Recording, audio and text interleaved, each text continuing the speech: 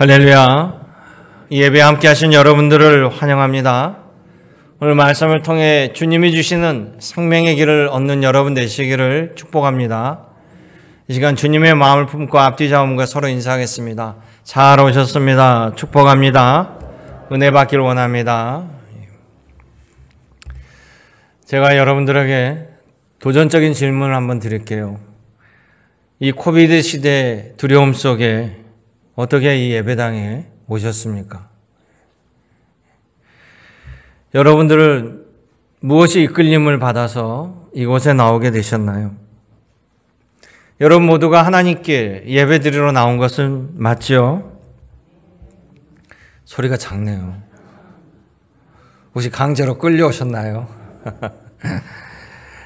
우리가 예배를 드린다는 것은 하나님을 인정하고 하나님을 믿고 또 하나님께 찬양하고 경배하고 감사하고 하나님의 마음을 알고자 하나님 말씀을 듣고자 이곳에 나온 것입니다. 우리 하나님에게 우리 앞길의 인생의 모든 것을 의지하며 기도하며 하나님이 베풀어 주신 것을 계수하며 감사드리며 또 앞으로 살아갈 인생길 하나님이 길을 열어주셔야만 갈 수 있다라는 믿음으로 길을 묻고자 나온 걸로 생각합니다. 또한 날 위해서 십자가를 지시고 주님의 길을 허락해 주신 그 예수님의 뜻을 기억하고 또 예수님의 가르침대로 살고자 작정하고 여러분의 의지를 가지고 나온 것입니다. 그것이 바로 믿음이고 신앙입니다. 우리가 하나님을 알려면 바로 예수님의 가르침, 예수님의 말씀을 잘 들어야 됩니다. 왜냐하면 예수님의 가르침이 바로 하나님의 마음이기 때문에 그렇습니다.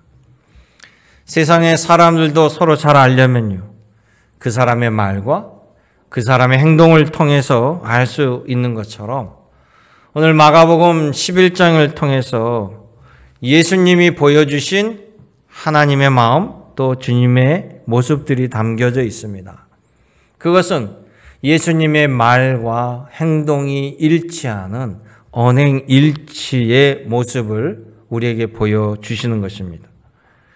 예수님의 가르침, 예수님의 말씀, 예수님의 행동은 이미 하나님이 예언으로 주신 선지자들의 그 말씀의 약속의 성취가 일어나고요.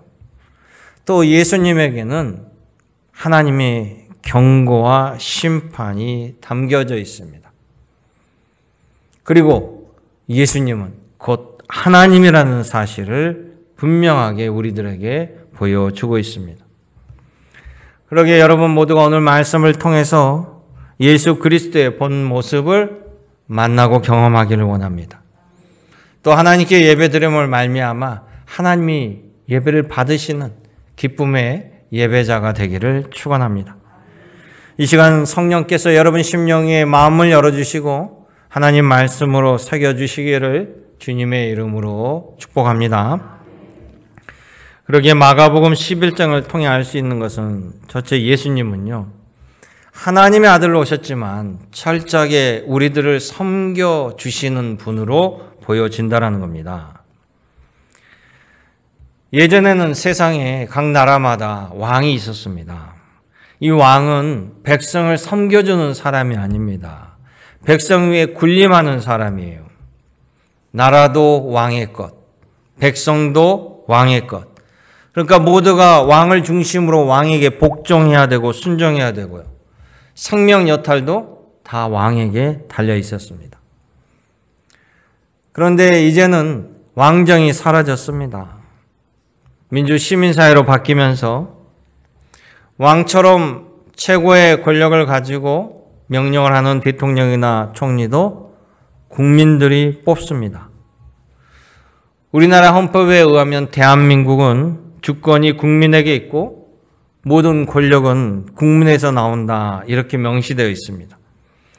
국민에게 권력이 있고 또 주권이 있기에 뽑아놓은 대표자들은 국민을 위해서 봉사해야지 군림하는 자리가 아닙니다. 그런데 이런 생각들이 제도화된 것이요, 근대에 와서 시민혁명으로 피 흘리며 이뤄놓은 성과라는 것이에요.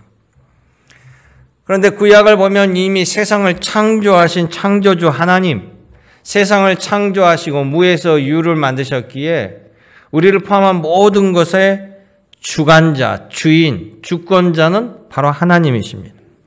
그런데 하나님께서 피조물인 우리들 위해서 섬겨주셨다는 놀라운 이야기가 일관적으로 나옵니다. 하나님께서 예수님, 바로 하나님의 아들도 이 땅에 보내셔서 우리들을 섬기게 하기 위해서 보내셨는데요. 오늘 마가복음 11장에 보면 예수님께서 예루살렘 성으로 들어가는 모습인데, 이 예루살렘 성에 들어가는 것은 여느 때와 달리 마지막으로 예수님의 사역의 정점에 다다르는 사건입니다. 예수님이 예루살렘에 입성하는 것 자체도 바로 우리들 위해 섬김의 그 결과라는 사실을 가르쳐 줍니다. 우리는 1921년을 살아갑니다. 2000년 전으로 돌아가면 바로 예수님 시절이죠. 그런데 예수님 십자가에 죽고 또 부활 승천하신 이후에 1900년 동안 이 세계는, 이 세상은 왕이 지배하는 세상이었어요. 그런데 철저히 하나님의 아들로 오신 예수 그리스도께서 우리에게 2000년 전에 놀랍게도 보여주신 모습은 섬김입니다. 섬김짐의 최고의 섬김은 바로 자신을 희생하여서 다른 이의 생명을 살리는 것입니다. 하나님께서 예수님을 보내신 이유도 바로 예수님의 십자가의 죽음을 통해서 우리의 죄를 용서받고 우리를 살리시기 위해서, 우리를 섬기시기 위해서 보내셨다라는 거예요. 예수님도 그 사실을 말씀해 주십니다. 마태복음 20장 28절에 보면 예수님께서 믿음을 고백한 제자들에게 하시는 말씀, 내가 온 것은 섬김을 받으려 함이 아니요 도리어 섬기려 하고 자기의 목숨을 많은 사람들의 대속물로 주려 함이라. 예수님의 말씀이에요. 또 예수님이 가르쳐 주신 말씀 보면 하나님의 나라는요, 하나님 마음을 본받는 사람들이 하나님을 따라서 서로 섬기는 자의 나라가 하나님의 나라다. 그렇게 가르쳐 주셨습니다. 예수님은 그 가르침 그대로 예수님께서 섬김의 모범을 보여주셨다는 거예요. 오늘 마가복음 11장에 보면 예수님께서 예루살렘에 입성하는 장면. 그러면 예수님께서 이 예루살렘의 입성은요, 어떻게 보면 최후의 승리자 되신 예수님께서 이 땅의 승리를 선포하시기 위해서 입성하는 거예요. 개성 장군이, 전쟁에서 승리한 장군이 그 성에 되돌아올 때는 백마를 타고 뒤에는 부하 군인들과 함께 당당한 모습으로 입성을 합니다. 그러면 백성들이 나와서 환호를 지르고 꽃가루를 뿌리고 이 개선 장군을 담당하게 맞아 들이시는 거죠. 이 세상의 만물의 주인이시고 하나님의 아들 예수 그리스도, 우리를 위해서 십자가에 죽으심으로 이제 사망 권세 모든 것들 다 승리로 바꿔두신 바로 그 역사적인 순간, 바로 개선 장군의 모습으로 입성하시는 건데, 성경에 보여주는 모습은 예수님은요, 어린 나귀 새끼를 타시고 예루살렘 성에 입성하는 거예요. 어린 나귀 새끼에 안장도 없어서 따르는 백성이 옷을 덮어드리고 그 위에 어린 나귀 새끼를 타시고, 백성들이 붉은 양탄자는 아니지만 겉옷을 벗어서 앞에 길에 깔아드리고 종려나무를 흔들며 호산나 호산나 맞이합니다. 개선 장군의 당당한 모습으로 입성하는 건 맞지만, 우리 세상적으로 알고 있는 영화를 보면 로마의 장군이 전쟁에 승리하고 들어올 때 그 모습에 비교해 본다라면요, 너무나 초라하고 우스꽝스러워 보입니다. 그런데 예수님이 입성하실 때 이 타신 어린 나귀 새끼는요, 바로 제자들에게 명령하시죠. 예루살렘 들어오기 전에 그 전 동네에 들어가서 어디에 가면 어린 나귀 새끼가 있을 거다. 그 나귀 새끼를 가져와라. 그러니까 제자들이 당연히 묻습니다. 아니, 주인이 주겠습니까? 주께서 쓰시겠다라고 말하면 그가 내어줄 것이다. 아니, 주인이 쓰겠다고 하는데 바로 주인이 증발한 그 어린 나귀 새끼를 타고 들어오시는 모습이에요. 그런데 이 모습을 마태복음 21장 5절에는요.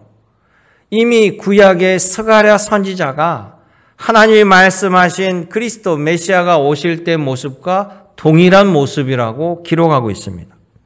거기에 보면 마태복음 21장 5절 이 역시 스가랴 선지자의 말씀을 인용한 건데 너의 왕이 너에게 임하나니 그는 겸손하여 나귀 곧 멍에 매는 짐승의 새끼를 탔도다. 아멘.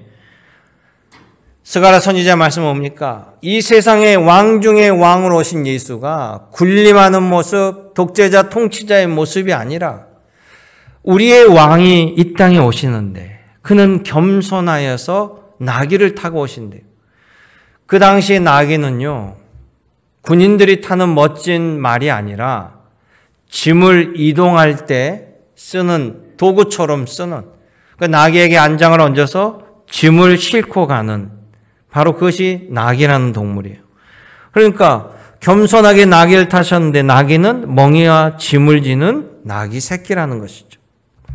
바로 예수님께서 우리의 모든 죄의 짐을 지시고 예루살렘에 입성하여 십자가를 지심으로 말미암아 우리를 살리시는 대속의 역사에 말씀을 주시는 것입니다.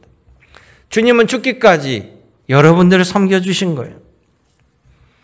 예루살렘에 입성하신 이후에 금요일에 예수님은 십자가에 돌아가십니다. 예수님을 십자가에 처형하는 데 있어서요, 그 모든 책임을 맡았던 로마 군대 백부장, 골고다 언덕에 예수님이 십자가를 지고 가는 모습, 또 채찍을 맞으시며 조롱을 당하며 십자가 위에 매달리는 모습, 마지막 예수님께서 가쁜 숨을 몰아쉬면서 하나님께 기도하는 모습, 저들은 저들의 죄를 알지 못한다라고 끝까지 용서를 구하는 모습, 사랑하는 제자 요한에게 어머니를 끝까지 부탁하는 십자가에서 고통 중에 하신 말씀, 좌우의 강도 가운데 한 강도가 예수님을 의지하자 천국을 약속하신 예수님의 모습, 그리고 예수님께서 십자가에 처형당하시고 하늘의 변고와 또 놀라운 현상들을 체험하면서요, 이 백부장이 마태복음서에 의하면 이렇게 기록하고 있습니다. 돌아가신 예수님을 바라보면서 정녕 그는 하나님이시다, 이렇게 고백하고 있다는 거예요. 예수께서 십자가에 죽으신 다음에 부활하신 그 모습을 보고, 그 기적을 보고 이 백부장이 말한 것이 아닙니다. 하나님의 아들, 바로 이 땅에 왕으로 오셨다고 하는 예수, 사람들은 조롱했죠. 너의 나라가 어디 있느냐? 너가 하나님이라고 한다라면 이 십자가에서 내려와 봐라. 그 수많은 조롱을 들은 바로 그 예수님, 그런 위대한 하나님이라고 하는 신이 인간의 사형 틀에서 죽는데 그 모습을 보고 이 로마 백부장은 그는 정녕 하나님이었다라고 고백한다라는 거예요. 왜 예수님의 죽음에서 위대한 하나님의 그 놀라움을 느꼈을까? 이 로마의 백부장은 로마인입니다. 로마는요, 수많은 신들을 섬겨요. 신들의 나라입니다. 그런데 백부장이 알기로는 로마에 수많은 신들이 있지만 그 수많은 신들 가운데 우리의 죄를 위해서, 나를 살리기 위해서 대신 죽어주는 신은 단 한 신도 없다라는 거예요. 그런데 예수님께서는 끝까지 우리들을 걱정하시고 심지어 대적자까지도 용서하시고 우리 죄를 위해서 죽으시는 그 모습, 그 놀라운 모습과 마지막 광경과 또 일어나는 자연의 놀라운 일들을 바라보면서 백부장은 그는 정녕 하나님이었다라고 고백했다는 것입니다. 여러분, 구약에서도 하나님께서 우리를 살리시고 또 우리를 건지시기 위해 섬겨주시는 모습, 우리를 위해서 못하시는 일들이 없음을 보여주신 일들이 너무나 많습니다. 하나님의 선민이라고 하는 이스라엘 백성들, 애굽에서 노예로 살았습니다. 비참한 생활을 합니다. 그들을 건지시기 위해서 하나님께서는요, 당대 최고의 제국 애굽의 바로 왕에게 10가지 재앙을 주님이 주신 거예요. 이미 이스라엘 백성들은 노예입니다. 그 노예들이 세계 최강의 군대를 가지고 있는 애굽에 대항하여서 스스로 독립할 수 없지만 하나님께서 이스라엘 백성들을 대신하여서 대적하고 이 백성들을 건져내 주신 거예요. 아브라함은 늙을 때까지 자녀가 없었습니다. 그런 아브라함을 하나님이 부르셔서 본토 아비집을 떠나 어디로 가야 될지 알지도 못하는데 주님께서 길을 인도하실 때 아브라함은 하나님께 믿음을 보이며 하나님이 말씀하는 곳으로 옮겨오기 시작했습니다. 하나님은 아브라함에게 내가 너의 하나님이 되고 또 너가 나를 섬기는 선민의 백성으로 하늘의 별처럼 바다의 모래처럼 많은 후손을 주겠다라고 말씀했습니다. 현실 속에서는 노년인 아브라함에게는 아이를 낳을 수가 없습니다. 그러자 하나님께서 아브라함에게 말씀하십니다. 내가 하리라. 주님이 말씀하셨습니다. 미스바에서 이스라엘 백성 모두가 함께 모여 제사를 드립니다. 그 소식을 들은 옆에 나라 블레셋이 팔레스타인이 최강의 군대를 가지고 이스라엘을 급수합니다. 제사를 드리는 이스라엘 백성들은요, 대항해서 싸울 수가 없습니다. 그런데 성경에 의하면 하나님께서 이스라엘 대신하여 나가셔서 친히 싸우시고 승리하셨다는 겁니다. 우리 하나님의 모습은요, 군림하신 하나님이 아닌 우리를 섬겨주시고 우리를 지키시고 보호하신 하나님을 볼 수 있습니다. 예수님 역시 바로 그 하나님의 마음을 품고 오십니다. 여러분, 그런 예수님을 보아야 될 줄로 믿습니다. 예수님은 나와 여러분들을 위해서 기꺼이 모든 것을 다 내어주십니다. 그런 예수님을 역으로 우리가 잘 섬길 때 하나님께서 우리를 귀히 여겨주신다. 예수님께서 요한복음 12장 26절에 말씀하시는 거예요. 여러분, 그 말씀을 기억하시길 원합니다. 여러분들이 주님을 온전히 섬기는 복되고 귀한 주일, 이 예배가 되길 원합니다. 우리는 이곳에 몸만 와 있는 것이 아닙니다. 신령과 진실한 마음으로 주님을 의지할 때, 주님을 경배할 때, 주님을 찬양할 때 대적자까지도 섬겨주시는 예수님께서 여러분들에게 더 큰 은혜와 더 놀라운 역사가 있게 하실 줄 믿습니다. 믿음으로 아멘 하시기 바랍니다. 둘째, 예수님에게서 볼 수 있는 것은요, 예수님은 우리를 섬겨주시고 긍휼하신 예수님이지만 바로 그 예수님에게 심판도 있음을 보여주십니다. 예수님의 말씀과 활동을 기록해 놓은 것을 복음서라고 합니다. 마태, 마가, 누가, 요한, 사복음서. 오늘 여기까지 마가복음을 보면서요, 예수님은 이 땅에 오셔서 하나님 나라를 선포했어요. 그리고 죄된 우리가 갈 수 없는 그곳을 예수 그리스도의 이름으로, 예수 그리스도의 보혈로 길을 열어주신 겁니다. 이제 예수님을 통해서 천국으로 갈 수 있는 길이 열렸습니다. 또한 예수님은 이 땅에 오셔서 우리를 불쌍히 여기시고 긍휼히 여겨주셔서 성경에 보면 악한 영에 억눌린 사람들, 다 악한 영을 해방시켜줬습니다. 불치병, 난치병, 어려운 질병 걸린 자들, 주님 앞에 나오면 주님께서 다 고쳐주시고 해방시켜 주셨습니다. 심지어 죽은 자도 주님이 불쌍히 여기시고 긍휼히 여기시사 나인성의 과부의 아들도 또 예수께서 사랑하는 제자라고 하는 나사로도 주님께서 살려주셨어요. 수많은 이적과 기적의 사건들이 나타나고 있습니다. 그런데 예수님께서는요, 그동안 누구를 저주하거나 심판을 내리신 적이 없었는데 오늘 여기 마가복음 11장 14절에 보면 열매 맺지 못한 무화과 나무를 저주하시는 장면이 나와요. 예수님께서 이 무화과 나무를 저주하자 반나절도 안 돼서 이 무화과 나무가 뿌리채 말라 죽어버립니다. 이 장면을 통해 우리는 예수님에게 복과 은혜만 있는 것이 아니라 심판도 주님께 있다라는 것을 기억해야 됩니다. 이 장면을 설명해 드리면 예수께서 말씀을 증거하시다가 시장하셔서 저기 풍성하게 잎이 무성한 무화과 나무에 열매를 드시려고 갔는데 아무 열매가 없는 거예요. 그러니까 마가복음 11장 14절에 예수님께서 무화과 나무에게 말씀하시기를 이르시되 이제부터 영원토록 사람이 너에게서 열매를 따먹지 못하리라 이라고 선언하시니까 다음날 이 나무가 완전히 뿌리부터 말라 비틀어져 버렸다는 것이죠. 무화과 나무에 무화과 열매가 하나도 없다라는 것.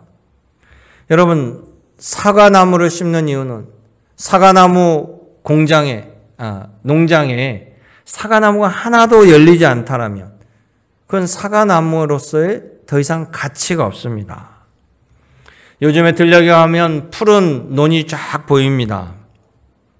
이제 9월이 되고 10월이 되면 추수하겠죠. 그런데 추수 때가 되어서 봤더니 벼에 쌀이 하나도 연그러 있지 않다면 이거는 벼가 아니고 풀이나 잡초와 마찬가지예요.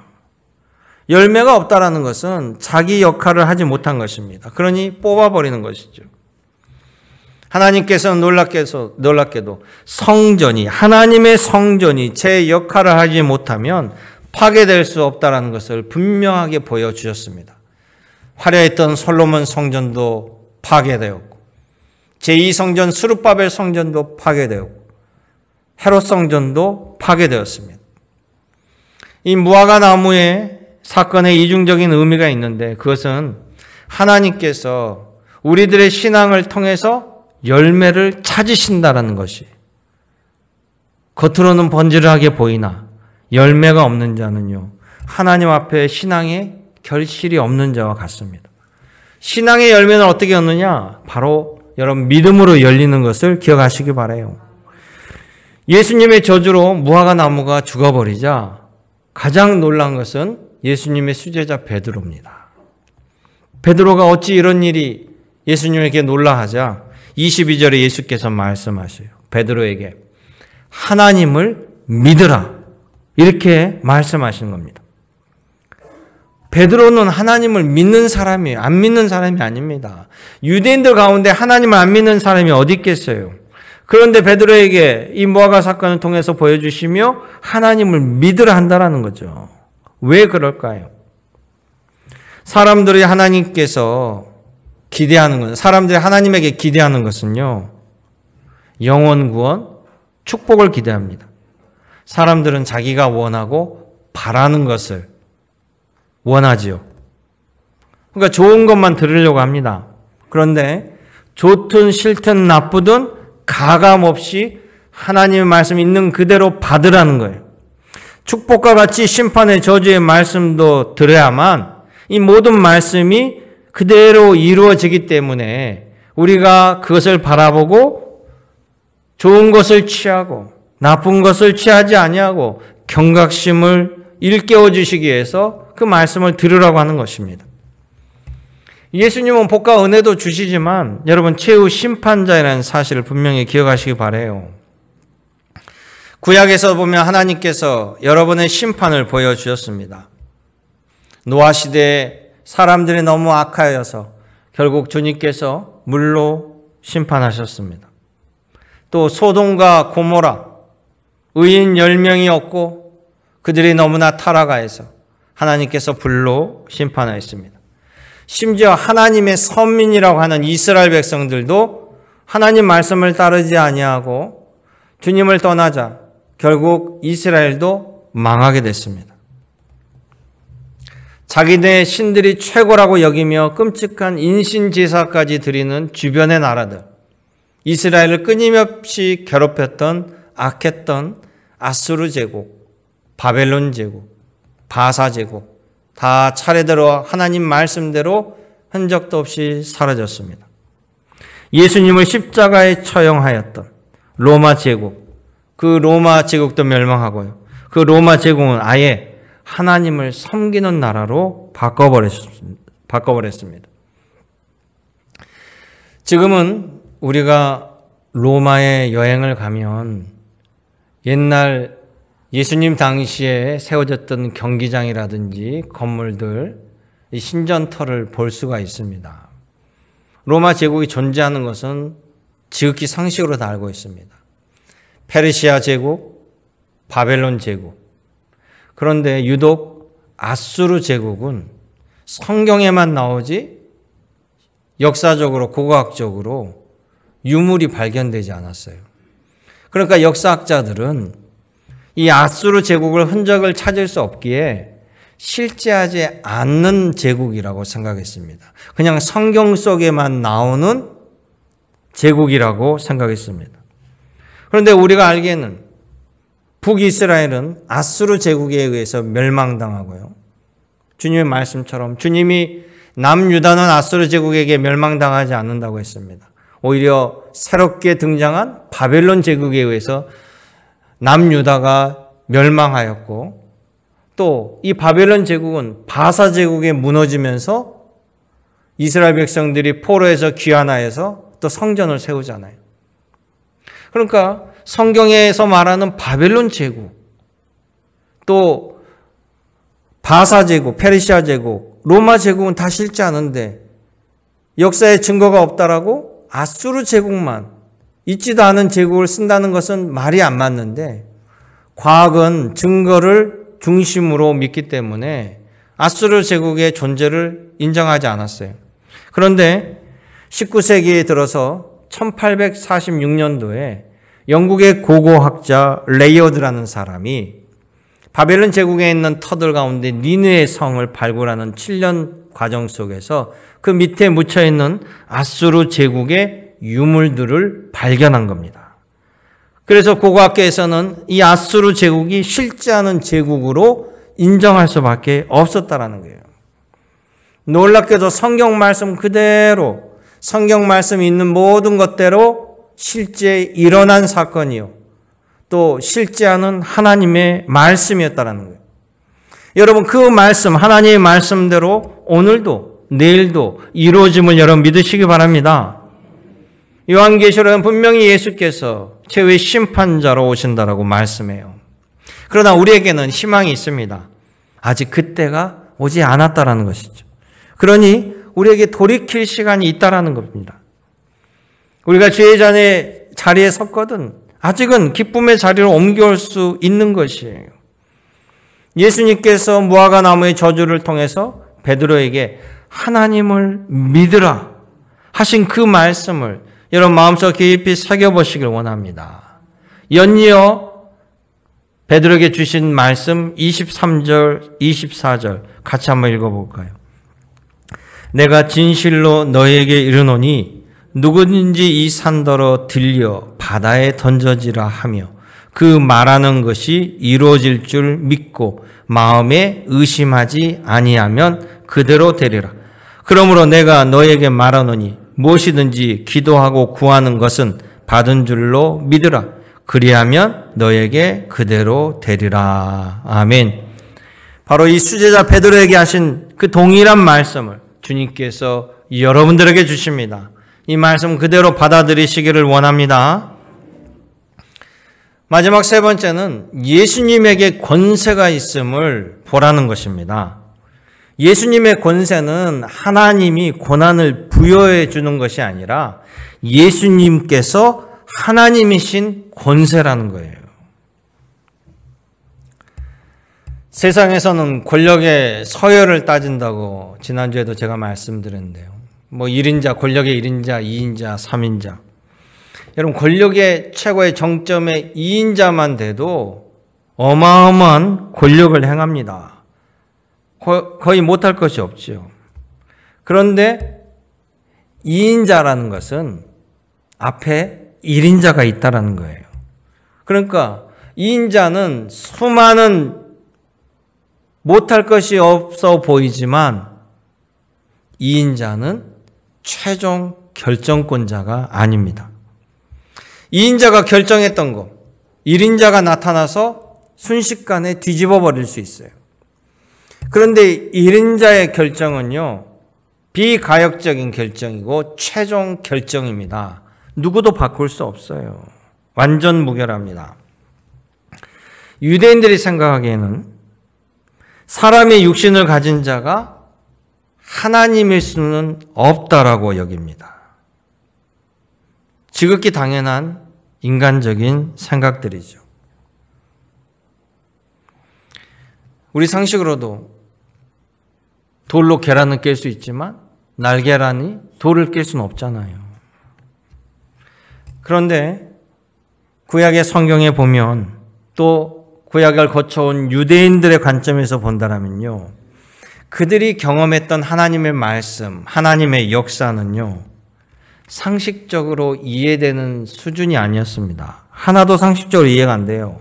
모두가 상식과 이성을 뛰어넘는 기적의 사건들이었어요. 이스라엘 백성 모두가 정말 하나님 말씀이라고 따르는 모세의 율법, 그 모세의 율법은요, 백성들이 다 보는 앞에서 모세가 받아온 것이 아니라 출애굽 과정 속에 하나님께서 모세를 시내산으로 부르십니다. 시내산에 부르실 때 백성의 지도자들도 같이 불렀어요. 백성들은 산 아래 있고 지도자들은 따라서 올라가다가 어느 정도 지점에는 그들을 놔두고 주님께서 모세만 부르셨어요. 모세가 산 위에 올라갔을 때 구름이 가리고 번개가 치고 우레가 치면서 뭔가 소리와 음성은 들리는데 볼 수는 없었습니다. 그 다음번에 하나님께서 부르실 때도 마찬가지로 백성들은 볼 수는 없었습니다. 그런데 모세가 산 위에 올라가니까 떨기나무에 불이 활활 타오르고 있어요. 나무에 불이 붙어서 환하게 타고 있는데 나무가 하나도 손상되지 않냐고 불만 타고 있는 거예요. 모세는 시내산에서 40일간 주야로 하나님의 말씀을 들으며 거하다가 하나님의 율법을 가지고 내려왔습니다. 백성들은 모세가 전해준 이 율법, 십계명, 하나님 말씀을 받았어요. 모세가 그 장면을 이야기합니다. 내가 산에 올라갔더니 산 꼭대기에 떨기나무가 있는데 불이 활활 타오르는데 나무가 타지 않고, 또 하나님이 나에게 말씀하셔서 우리가 지켜야 할 일들, 이 모든 것을 가르쳐 주시고 율법을 주셨다. 이게 하나님이 만들어주신 증거판이다 라고 얘기했을 때 백성들이 이게 하나님 말씀 그것은 맞는데 모세가 좀 과장을 한 거 아닐까? 어떻게 타지 않는 나무에 40일간 있을 수 있을까? 저것은 좀 우리말로 얘기하면 보탰말이 아닐까? 여러분 그렇게 생각한다면 결국 모세가 전해준 이 율법 십계명도 믿을 수 없는 것이 됩니다. 하나가 거짓이면 다 거짓일 수밖에 없죠. 또한 이스라엘 백성들은 모세를 따라서요, 이미 출애굽이라는 놀라운 과정을 겪었습니다. 애굽의 10가지 재앙이 다 임하는 것을 두 눈으로 똑똑히 봤습니다. 마지막에는 장자가 살기 위해서 전부 다 양의 피를 문설주에 바르고 주님이 명령하는 그 순간 급하게 무게봉을 먹고 뛰어나온 사람들이 이스라엘 백성들이에요. 앞에는 홍해가 가릅니다. 뒤에는 애굽의 최정예 병사가 쫓아옵니다. 그러니까 그 순간 불평불만하잖아요. 왜? 앞에서 바다가 막고 있는데 뒤에서 군인이 쫓아오니 이건 100% 사로잡히거나 죽음을 당한다는 것이 상식이기에 왜 우리를 여기까지 끌고 나와서 이 바다 앞에서 죽게 만드느냐 했을 때 모세가 손을 들고 하나님께 지팡이를 들고 기도할 때 바다가 열리는 것을 다 보았습니다. 그냥 눈으로 본 것만 아니라 그 바다가 갈라지는 이 강바닥을, 바닷바닥을 그들은 다 걸어서 남녀노소 홍해바다를 건너왔습니다. 먹을 것이 없어 만나를 먹었고 메추라기를 먹었습니다. 모두가 경험했어요. 그것을 아니라고 거짓이라고 누가 말할 수가 없어요. 그런데 이 모든 일들이 일어나지 않았다라면 일어나지 아니한 일을 모세가 기록해서 후세에다가 넘길 수가 없습니다. 누구도 그것을 허락하지도 아니하고 인정하지도 않는데요. 그들은 이 모든 것을 경험했습니다.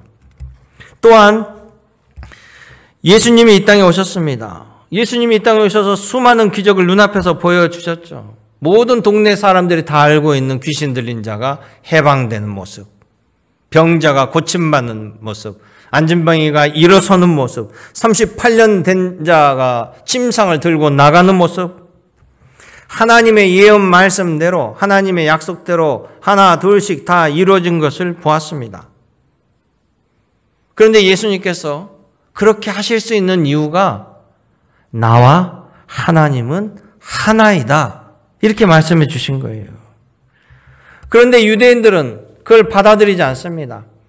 하나님과 사람이, 육신을 가진 사람이 하나일 수가 없다라는 것.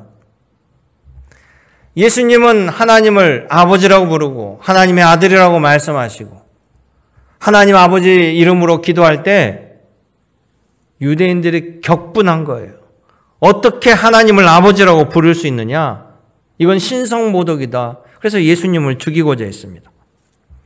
그동안 유대인들은요, 하나님은 천지를 창조하시고 무에서 유를 만들어내시고 못할 것이 없으신 우리의 주인 되신 나의 주님이라고 고백했는데 하나님의 아들로 오신 예수를 보면서도 이것은 아니라는 거예요. 이것은 못 믿겠다는 거예요. 그러면 전능하신 하나님이 아니죠. 오죽이 답답했으면 예수께서요, 무시하실 수도 있는데 이렇게 말씀하세요. 너희가 육신으로 온 나를 믿지 못하겠거든. 그러면 나를 믿지 말고 내가 한 일을 보고 믿어라. 예수께서 그렇게까지 기회를 주십니다. 예수님께서 하나님 되심을 곳곳에서 보여주셔요. 예수님께서는 우리에게 하나님이 받으시는 기도를 가르쳐 주셨습니다. 주기도문도 있고요. 특별히 예수님께서는 내 이름으로 기도할 때 하나님께서 그 기도를 연락받으시고 또한 응답하신다라고 말씀하셨습니다. 거기에 더하여서 요한복음 14장 14절에는 예수님께서 이렇게 말씀하셔요. 요한복음 14장 14절 읽어드릴게요. 내 이름으로 무엇이든지 내게 구하면 내가 행하리라. 내 이름으로 내게 구하면 내가 응답하리라. 아멘. 예수님의 말씀이에요. 예수님이 하나님이 아니고서는 할 수 없는 말씀입니다. 캐톨릭의 최고의 수장 교황은 거의 무오한 인간이라 할 정도로 그들은 추앙합니다. 그런데요, 교황도 신령한 어떤 목사나 목회자도 예수님의 이름으로 대신 기도는 드릴 수 있지만 목회자나 사제나 교황이 직접 응답을 주거나 해결해 줄 수는 없습니다. 이것은 하나님만 하실 수 있는 일이에요. 그런데 예수님은 내 이름으로 내게 기도하면 내가 응답해 주시리라 말씀하셨다는 거예요. 예수님의 권세 권위는요, 하나님으로부터 부여된 권세 권한이 아니라 바로 예수님 자신이 하나님이십니다. 하나님과 같은 권세자예요. 그것을 보여주는 것이 예루살렘 들어가셔서 성전에서 보여주신 성전 정화 사건입니다. 그러기에 성전은 하나님의 집이기도 하지만 예수님의 집이세요. 우리는 성부, 성자, 성령의 삼일체 하나님을 믿습니다. 누가 높고 낮은, 누가 1인자, 2인자, 3인자의 삼신이 아니에요. 마가복음 7장 15절에 보면요, 예수님께서 성전, 하나님의 집에 들어가셔서 매우 분노하십니다. 성전 안에 매매하는 자들을 내쫓으시며 돈 바꾸는 자들과 상과 비둘기 파는 자들의 의자를 둘러 엎으시며 아무나 물건을 가지고 성전 안으로 지나다님을 허락하지 아니하시고 가르쳐 이르시되 기록된 바 내 집은 만민이 기도하는 집이라. 할렐루야. 그런데 너희는 강도의 서구를 만들었다는 것이죠. 예수님의 성전 정화 사건을 보면 주님이 당신의 집을 정화시키는 겁니다. 아니, 주인이 내 집을 청소하는데 옆에서 누가 뭐라고 할 수 있어요? 남이 와서 함부로 손대면 그것은 화를 낼 수 있지만, 그런데 놀랍게도 11장 18절에 보면 예수님의 이와 같은 성전 정화 사건을 보면서 대제사장, 서기관들은 예수님을 불경죄로 죽이고자 한다는 거예요. 대제사장은 누굽니까? 바로 성전에서 백성들을 대신하여 제사를 드리는 제사장 가운데 최고의 수장이고, 이 대제사장은 1년에 한 번 대속죄일에 성소 가장 안쪽에 있는 지성소, 바로 법궤가 있는 곳에 유일하게 들어감이 허락된 사람이 대제사장이에요. 하나님이 만나시겠다고 하는 유일한 사람이죠. 서기관들은 바로 하나님의 말씀, 율법을 전문적으로 연구하고 가르치는 사람들이에요. 그런데 이 사람들이 예수님의 말씀을 듣고 예수님을 불경죄로 죽이고자 한다는 거예요. 이 말은 뒤집어 보면 이들은 한마디로 하나님을 제대로 알지 못하거나 하나님을 믿지 않은 사람들입니다. 하나님을 믿지 않기 때문에 예수님을 믿지 못하는 것이에요. 그래서 28절에 보면요, 이 서기관들이 예수님에게 따져요. 도대체 당신이 무슨 권위로 이런 일을 하냐는 거예요. 누가 이런 권위를 할 수 있도록 권위를 당신에게 부여했냐는 것이죠. 예수님 자체가 하나님의 권세자임을 그들은 전혀 깨닫지 못합니다. 겉으로는 제사장이요, 겉으로는 하나님을 믿고 하나님께 제사하고 하나님께 예배하는 것 같지만 하나님을 알지 못하고 하나님을 믿지 못한 겁니다. 사랑하는 성도 여러분, 여러분들은 어떻습니까? 여러분들은 예수님을 누구라고 생각하십니까? 여러분들은 예수님의 말씀 그대로 이루어질 것을 믿고 계십니까? 하나님의 아들로 오신 예수, 날 위해 십자가를 지시고 나를 살리시기 위해서 축복의 통로를 열어주신 그 예수께서 오늘 우리를 보고 하나님을 믿으라 라고 말씀합니다. 여러분, 흔들리지 않는 믿음으로 주님 안에 붙어있는 포도나무 줄기처럼 살아가길 원합니다. 그럼 반드시 열매를 얻게 되는 겁니다. 우리 다 같이 다시 한번 자기 스스로, 자기 마음을 이 주님의 존전에서 한번 곰곰이 되돌아보시길 원합니다. 내가 정말로 예수님의 약속대로 이루어질 것을 믿으며 순간순간 주님이 원하시는 선택을 하고 살아갈까? 내가 정말로 하나님을 믿을까? 내가 정말로 하나님이 내 주인 되심을 인정하고 있을까?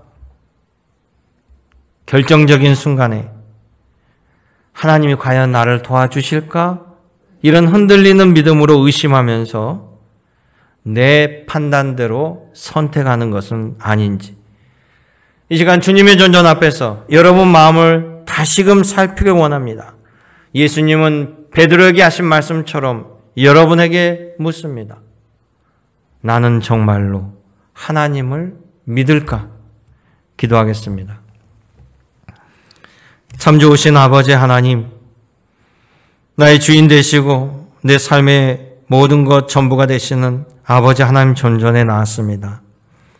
반쪽짜리 신앙과 믿음이 아닌 아버지 하나님 안에 모든 생사화복에 모든 것이 주님에 달려 있음을 기억하고, 또한 주님을 경배하고 찬양하며 주님 말씀 따를 때 아버지 하나님 기쁨의 영광을 누릴 수 있도록 예배하신 모든 것들을 믿음으로 바라보며 오늘도 주님과 동행하길 원합니다.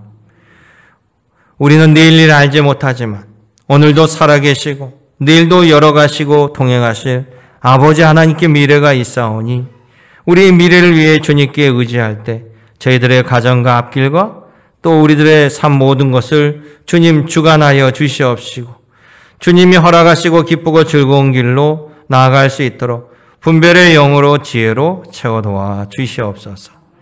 오늘 신령과 진정으로 드리는 우리들의 예배를 기뻐 받아 주시옵시고 흠양하여 주시옵시고 돌아가는 발걸음 위에 성령 충만의 권능으로 인도하여 주옵소서. 우리 구주 예수님의 이름으로 기도드리옵나이다. 아멘.